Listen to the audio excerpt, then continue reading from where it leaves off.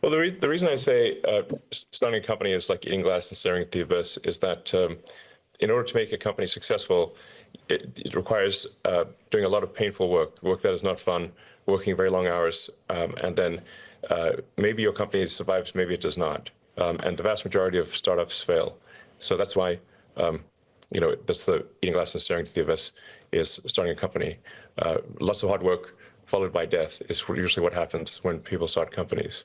That's why I say if people need words of encouragement to start a company, they should not start a company. With respect to government, there's really the challenge is overcoming bureaucracy. And I think bureaucracy is perhaps I'd say the penultimate boss battle. The ultimate boss battle is defeating entropy, which physics tells us we cannot defeat entropy. The second hardest battle is defeating bureaucracy. But that's how difficult it is to improve government.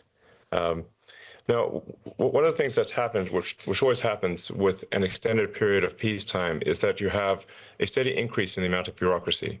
The size of the government grows. The laws and regulations that are put in place get larger every year. So it stands to reason that if you have regulators are going to add more regulations every year. Lawmakers will add more laws every year. The cleansing process normally for getting rid of nonsensical laws and regulations is war. Now, obviously, we'd prefer to not have war drive the reformation of government. So, in the absence of war, you have to have something like what we have formed here in the U.S., a Department of Government Efficiency, in order to get rid of laws and regulations. Well, with laws, we have to require, obviously, the consent of Congress. But for regulations, this can be done at the executive branch level, is to re-examine the vast body of regulations and get rid of those where there's more harm than good, of which there are many. And then reducing the size of the government, and then also balancing the budget so that we are not driving the country into bankruptcy. These things are all very hard, and I want to be clear, like we may indeed fail in this objective. That's why I described it as an extremely difficult battle. This has never succeeded before. So prior attempts to reduce the size of bureaucracy, to make government more efficient, have generally failed. Even when parties are elected for that. So if you take, say, Reagan, he campaigned on getting rid of the federal Department of Education and having that be done at the state level.